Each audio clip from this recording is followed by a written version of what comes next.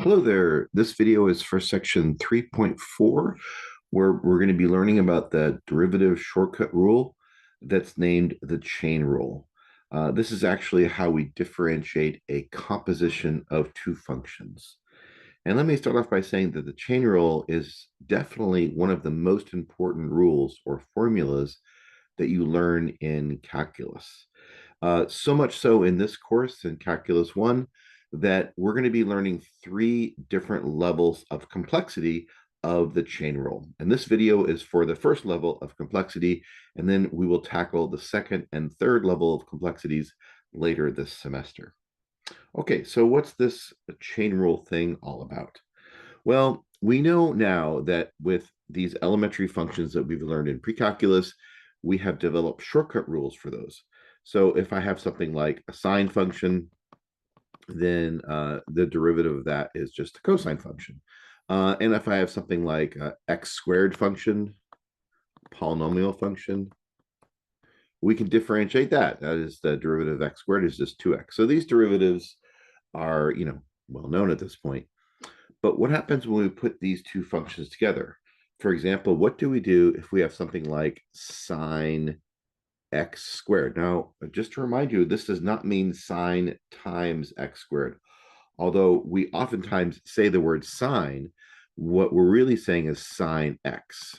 So sine x times x squared would be a product rule, but this is not a product rule, right? This one is sine, and we replaced x with x squared. Notice that this thing right here, x, has been replaced with x squared. And I'm going to be kind of emphasizing this several times in this video of taking a function where we normally see an x and replacing it with another function like x squared or anything else in that spot where we would normally see the x. So going back to this sine x squared function, sine with x squared inside the parentheses, using the language of your textbook and a lot of other Calc 1 textbooks, we call the x squared the inside function. So this bit here inside the parentheses is called the inside function, and the bit outside would be called the outside function. Now, this language is fine, especially when you see parentheses, but it is a little bit misleading when there aren't parentheses. So, for example, we have a function like e to the x. That's a function that we know the derivative of. The derivative of e to the x is e to the x, the only function whose derivative is exactly the same as the y value. And I'm going to put in place of x, the sine x function, right? So I'm going to take this function and I'm going to look at where the x is, and I'm going to replace that with sine x. So that might look something like this. Y equals e to the sine x. Notice that in this new version, the parentheses is around the x, or sometimes people don't write the parentheses at all, and they just write it as e to the sine x, like this. Nonetheless, the inside function is sine x, not the x, and there are no parentheses that indicate that sine x is the inside function. The reason I know that sine x is the inside function is because the original function was e to the x, and then I've replaced x with a different function, sine x. So this is a key thing that a lot of first year calculus students get a little bit confused, which is what is the inside function? What's the outside function? Think perhaps of replacing a function that has x in it with a different function. So going back to our original expressions, y equals sine x, I could imagine taking this x here and replacing it with a different function. And that would be different than if I said y equals x squared and replacing this x with a different function. So for example, if I replace the x, let me make this a little clearer because it got a little smushed. This is sine of x. So let's replace this x with something like x squared. That would give me y equals sine x squared. and this would be the inside here because that's the one that's been replaced. And the other version I have over here, which should have been blue. This one, I'm going to replace the x with a new function, for example, sine x. And that's all being squared. And so this guy right here is the inside function. Put a box around it.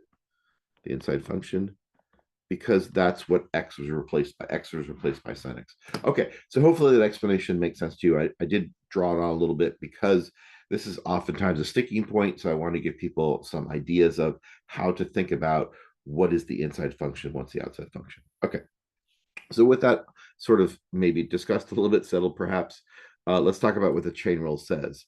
The chain rule can be written different ways depending on what version of notation you want to use.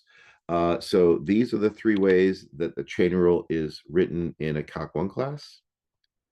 So we have the Leibniz notation, the fraction, the dy over dx or ddx notation. So if I'm differentiating a function and I have something inside, so instead of just fx, I have f of g of x. So what do? Well, I differentiate the function on the outside and I replace the x with the inside function. So I'm really differentiating the outside function and leaving the inside function inside for x. And then I multiply by the derivative of the inside function, multiply the derivative of gx. The second version, well, it is saying the same thing, but it looks a little bit different. In order to find the derivative dy dx, I differentiate the y function, which is the outside function, and I differentiate it pretending like the inside function is just a single variable u, right? So I differentiate the outside function, ignoring really the inside function in its full form. I just considered a single variable u, and then I multiply by the derivative of that inside function u. So once again, we're differentiating the outside function, leaving the inside function in place, and then differentiating by that inside function. And lastly, I have our Newton notation. If we're differentiating f of g of x, right, we have the function where f has an inside function gx, then I first differentiate the outside function, leaving the inside function in place, and then I multiply by the derivative of the inside function. Now, my experience is this is a lot of gobbledygook at first. It's just a lot of notation and symbols and explanation, and it doesn't quite make sense to a lot of folks until we do some examples. So I'm going to do a whole bunch of examples going forward now for the rest of the video. And hopefully, once you see it in action, you'll start to realize how we use the chain rule and how to use the chain rule to get the correct derivative of these complicated compositions of functions. All right, well, let's start doing some examples. So I have my example A here, the sine of x squared, the one we've just been talking about. I'm going to be using this box to represent the inside function. So to differentiate sine of thing, right? This is you're thinking of sine of an object. The derivative of, or I'll write it on the side here, the derivative of sine of any object is equal to cosine of that object, as long as we're differentiating with respect to that variable. Notice that the x here matches the x here, right? So if I'm differentiating sine x with respect to x, I get cosine x. That's one of our shortcut rules. So in this particular example, if I have sine of x squared, I'm going to get cosine, but we are now using the inside function as the variable. So we're getting cosine not of x because our inside variable is x squared. So we get cosine x squared, right? So differentiate sine as if the inside box was just a variable, right? So that box is the variable. You can kind of imagine this. The way I oftentimes show this, and you'll see this in future examples, is I just put a box here. So the derivative of sine box is cosine box. As long as we multiply by the derivative of whatever that inside function was. That inside function was x squared. In other words, I'm differentiating the box, right? So I'll just write in the x squared. X squared was that inside function. So I do cosine of the inside function times the derivative of the inside function. Well, we get here cosine x squared times the derivative of x squared, which is just 2x. So that, my friends, is the derivative of sine of x squared. So what if I reverse this? What if I put sine x on the inside and the square on the outside? So here I have thing being squared. That thing is sine x. So I know how to differentiate thing being squared. The derivative of x squared is just 2x. And we're going to use this formula to differentiate thing being squared. So the derivative of this thing, of the inside function being squared, we just apply this rule, derivative of object squared, right? Derivative of x squared is going to be 2x. So this is going to be equal to 2 times x. Of course, we don't have x as our inside here. We have sine x as our inside, right? So instead of just having x here, we have sine x. So instead of 2x squared, we're going to have 2 times sine x. So I'll put my box over here. That's 2 times sine x squared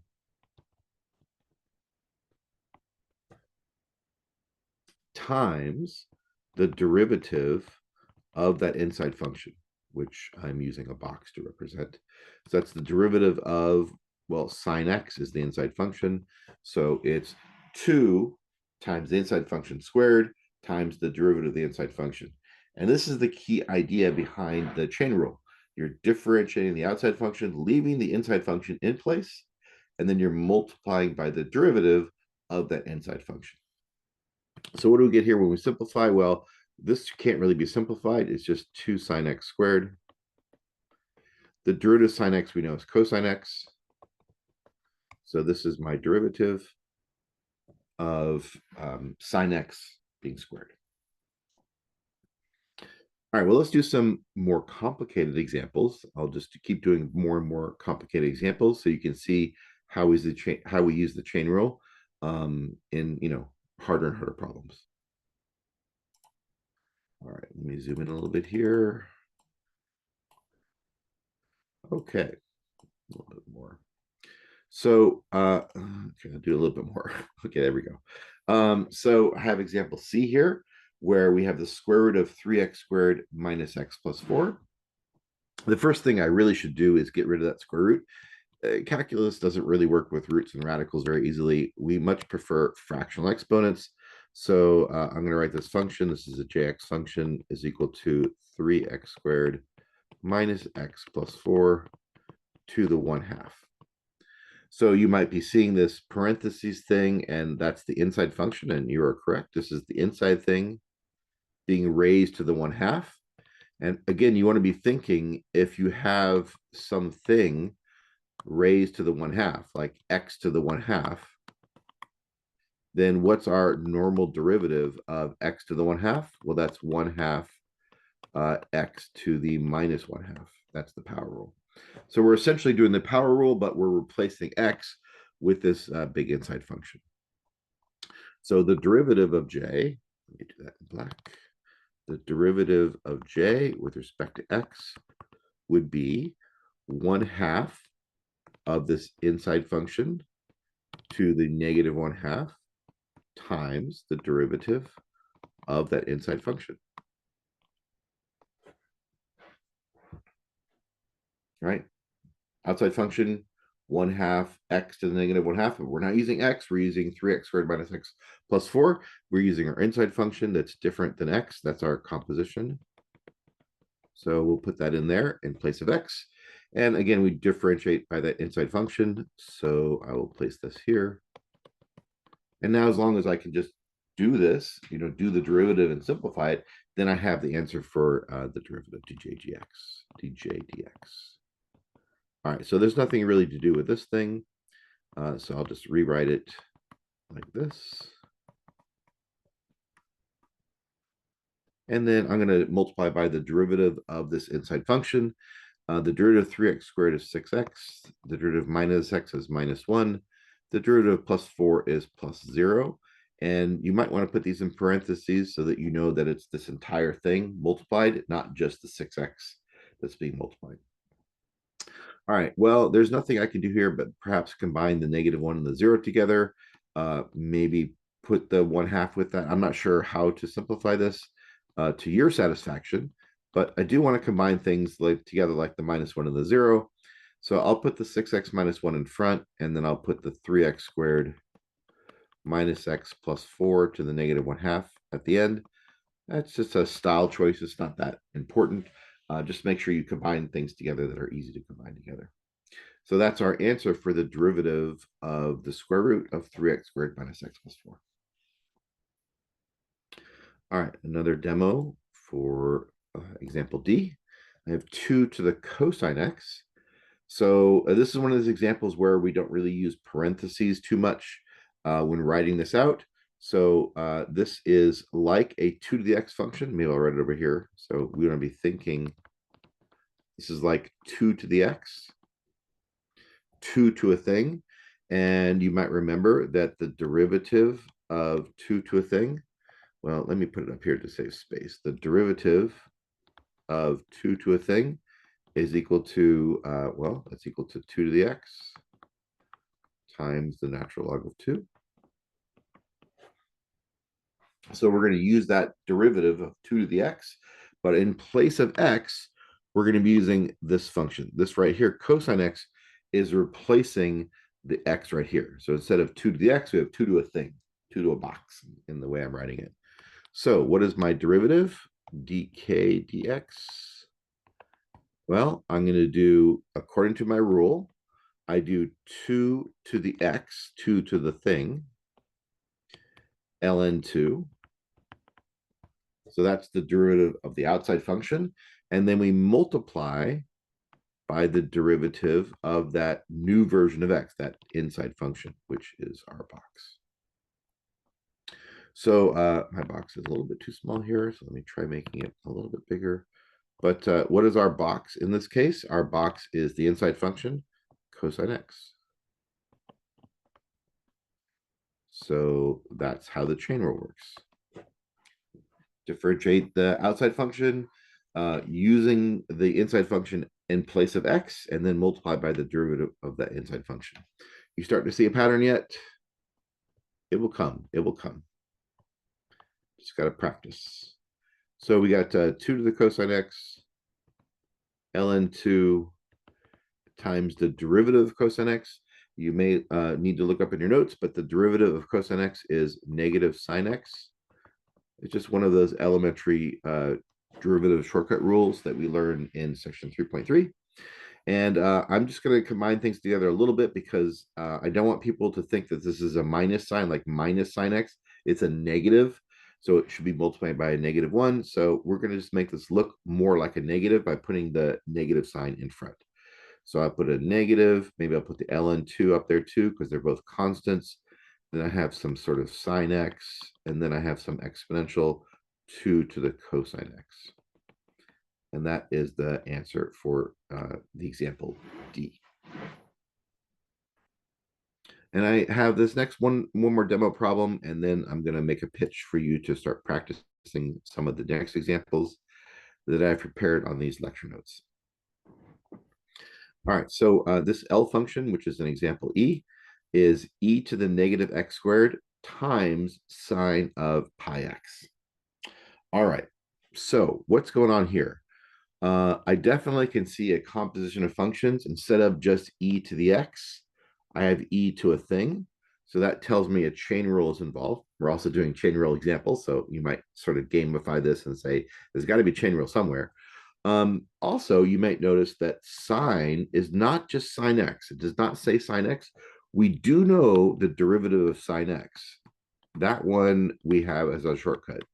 But there is no shortcut rule for the derivative of anything else besides just x. Even if it's pi x, that is a different thing than just x. So this is a different inside function that is inside the sine function. Instead of x, we replaced it by pi x.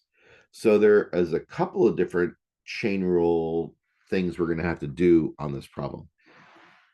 On top of that, I see a multiplication sign. Right there is a multiplication sign. They have this e function times this sine function. These are two different functions, and they're being multiplied together. So that is going to require a product rule. So we have a product rule, we have a chain rule, we have another chain rule, and we also have the sine and the exponential. We have a lot of rules to keep track of. All right, well, let's do it.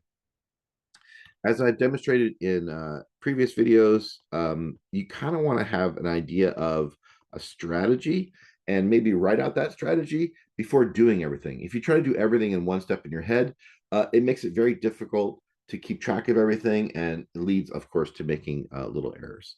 So let's just write out what we're going to do. This is a product rule. According to the product rule, I'm going to differentiate the first function and multiply by the second function. And then I'm going to add to that the derivative of the second function times the first function. So that's just straight what the product rule says to do without actually doing the derivatives.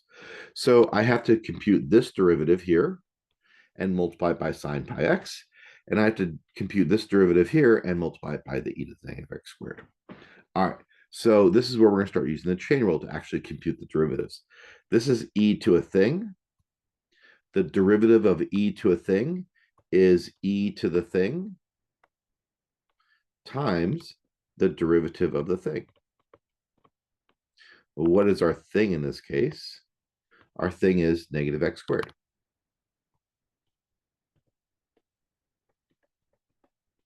So that's how we differentiate e to the negative x squared. We use the chain rule just like we did before. Then that's going to be multiplied by sine pi x.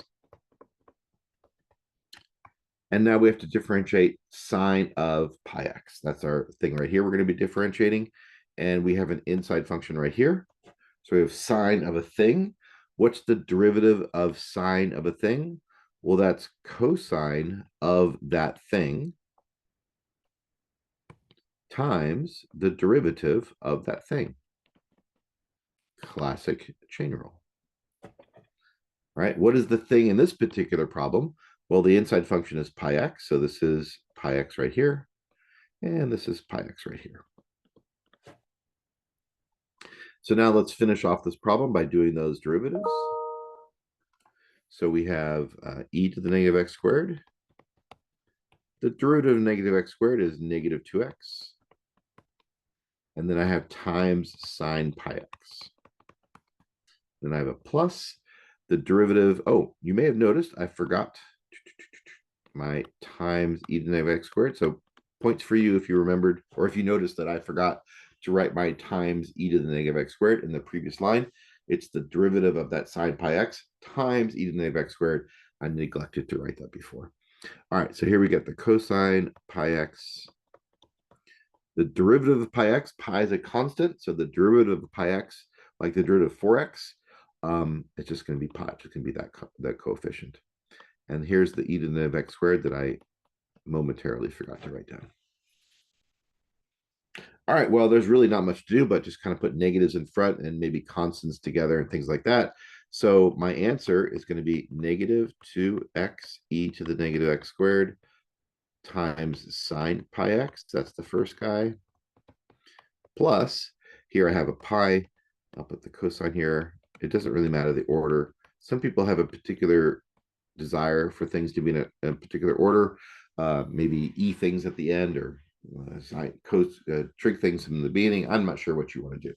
But here's an example of the simplified-ish answer to example E.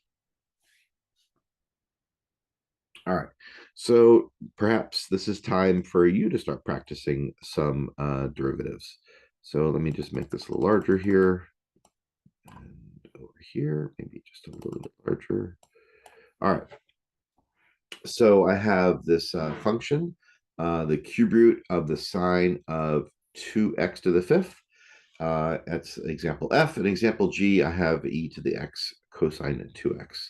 I'm going to give you a couple of hints about F and G, and then see if you're willing to give it a try. So you may already know the first hint I'm going to give, which is to not write this as a radical, as a cube root, to write this function mx as this thing to the 1/3 power.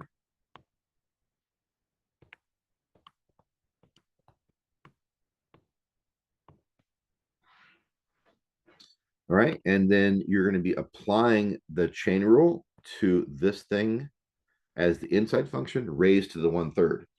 So you're going to be differentiating this thing to the 1/3 times the derivative of thing. When you're doing the derivative of thing, you're eventually be doing the derivative of this inside function. The derivative of this inside function is the derivative of sine of a thing. It's not just sine x, it's sine of a thing. So this is going to be a chain rule, but when you do the derivative in the chain rule, that itself also requires using the chain rule. So there's some hints for example F. And for G, this next example down here, we have e to the x cosine 2x. Here we have an inside function, which is the exponent, because instead of just e to the x, we have e to a thing. And that thing is x times cosine 2x. That is a inside function, a composition function here, which is the multiplication of x and cosine 2x. So you're going to be using the chain rule with the inside function being that exponential there. But when you do the derivative of that inside function, it requires the use of the product rule because you're multiplying two things together for that exponential function. All right, so hopefully this will give you some ideas to try these two examples. These aren't easy examples. They're very challenging, in my opinion, for beginning calculus students. So give it a go, but don't worry if you get stuck and you need to come back and see my solution, but at least give it a try and see how far you get. Maybe you'll surprise yourself. Maybe you get to the end. If not, at least you'll know what steps you need to fill in or what you need to improve upon to be better at these or become the master of differentiating using the chain rule. All right, so pause away and then come back when you're ready to check your answers. All right, welcome back. Hopefully you had a chance to give these a try. So I'll go over my solution process. So for the mx function in example F, I've identified the inside function as the sine 2x to the 5th. And then what I did was I wrote out my plan to find the derivative of this function. I'm going to do 1/3 times the inside function to the negative 1/3. That's the power rule. And then I multiply by the derivative of that inside function. Okay, so I've written my outside function derivative, and the derivative of this inside function, the derivative of this right here, is sine of a thing. It's not sine x, it's sine of 2x to the 5th. So once again, I'll be using the chain rule, but the inside function now, I've circled in green if you're color sighted right here. 2x to the 5th is the inside function that's replacing the x. So I differentiate sine of thing by getting cosine thing times the derivative of thing. So in this case, cosine of 2x to the 5th times the derivative of 2x to the 5th. Then I have to actually do the derivative of 2x to the 5th. The derivative of 2x to the 5th is 10x to the 4th. And then I put it all together, maybe putting some numbers together in front. And that's how I got my answer here in the box at the bottom. For example, G, this one I explained was a chain rule, but inside the chain was a product. And if you did this problem successfully, you might have noticed that inside the product is hidden yet another chain. So let me show you how that works. So we have e to a thing. So the derivative of e to the thing is e to the thing times the derivative of the thing. That's this one right here. So I have e to the thing. I have to differentiate the inside function, the x cosine 2x. But that is x times cosine 2x, which is a product of two functions. So I use the product rule. The product rule is the derivative of the first times the second plus the derivative of the second times the first. That's what the product rule looks like. Notice I put that all in parentheses because it's that entire thing, that entire product rule that's being multiplied by the derivative of that original outside function, e to the x cosine 2x. So all that should be multiplied at the end by e to the x cosine x. All right, so let's go ahead and do that product rule. The derivative of x is just 1. So that's kind of nice. Cosine 2x is the second function I'm being multiplied. The derivative of cosine 2x, well, this is not cosine x. I know the derivative of cosine x is negative sine x. This is cosine of a thing. So I've boxed it here in a different color. So it's cosine thing. So the derivative of cosine thing is negative sine thing times the derivative of that thing, of that inside function. So here's negative sine thing times the derivative of that thing, that inside function. So now I have to differentiate the inside function. The derivative of 2x is just 2. And I've rewritten everything else, e to the x cosine 2x. I remove the 1 because 1 times anything is itself. So I have e to the x cosine x times the quantity of cosine 2x plus this negative sine 2x times its derivative, which is 2, times x, right? Because that was the original product rule. See how easy it is to forget little things, right? If I didn't write this out, I might have forgotten the times x at the end. All right, so just kind of putting things together, I have this e to the x cosine 2x times. There's not much for me to simplify. I'll just combine some numbers together, put the minus in front so we know it's a -2 or a -2 in there. And that's what the derivative of this example G looks like. All right, well, as you can see, these chain rule problems get quite long and messy. So, just have patience and write out step by step, making sure that you sort of make a plan for how to find each derivative. I do have a last couple of examples. If you want to give some more tries, I think it's a great idea. With the chain rule, it can be rather confusing. So I'm making up some more complicated chain rule problems for you to practice so that you'll become very good at these and do well on the midterm. All right, so we have OX and PX, multiple chains, other things to think about. Please, if you are willing, pause the video and give these a try, and then come back when you are ready and you can compare your answers with mine. Okay, so I'll go over my solutions for part H and I. So these end up being multiple chains inside chains inside chains. So it's kind of fun, perhaps, to practice this little puzzle, trying to keep track of all the inside functions as you progress to the end result of the final derivative. So the first inside function is the thing being raised to the 10. So I have 10 times a thing raised to the 9 times the derivative of that thing. So that's my first chain, 10 thing 9 times the derivative of thing. So now I have to differentiate the second thing right over here. To differentiate this, it's sine of a thing. So here's my thing. So the derivative of sine thing is cosine thing times the derivative of thing. So here's my cosine of that inside function times the derivative of the inside function. And now I have to differentiate this new function right here. This is cosine of a thing, cosine of e to the x. So the derivative of cosine e to the x is sine e to the x. E to the x is my inside function times the derivative of e to the x. So once again, I have to do my derivative. Now I'm doing the derivative of e to the x, which is right over here. And the derivative of the x does not require a chain rule because that is one of our elementary functions. The derivative of e to the x is just e to the x. So I've finished doing my derivatives at this point, and then I'm just going to combine things together. I'll combine the two numbers, -1 and 10, put those in front, and just kind of line up everything else to make it look like a solution that's readable. All right, so that's the strategy that I would suggest for letter H. All right, for example, for letter I here, we have a px function. I first got rid of the square root by writing it as a 1/2 exponent. And then I'm going to be differentiating again, looking for inside-outside kind of functions. So I have the tangent of a thing, right? Tangent of that square root, tangent of that thing raised to a half.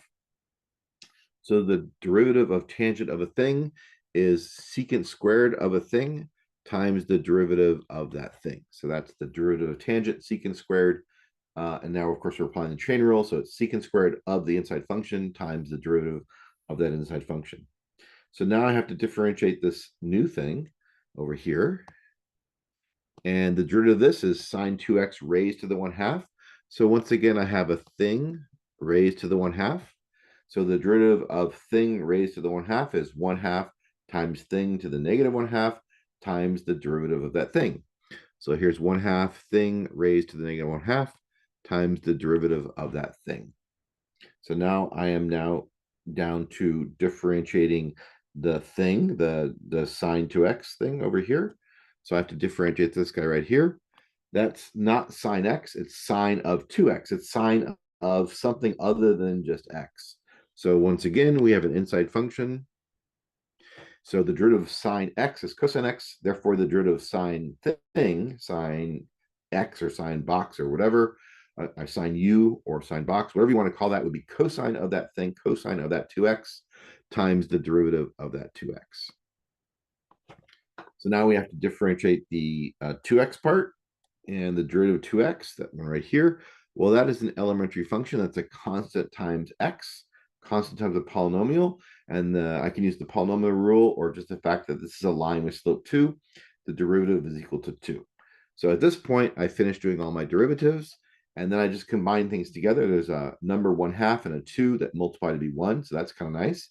And I end up with this simplified result as the final answer for the derivative. All right, so there are some more complicated chain rule problems for you to practice.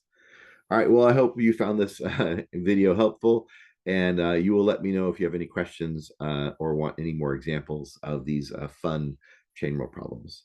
I hope you have an enjoyable day.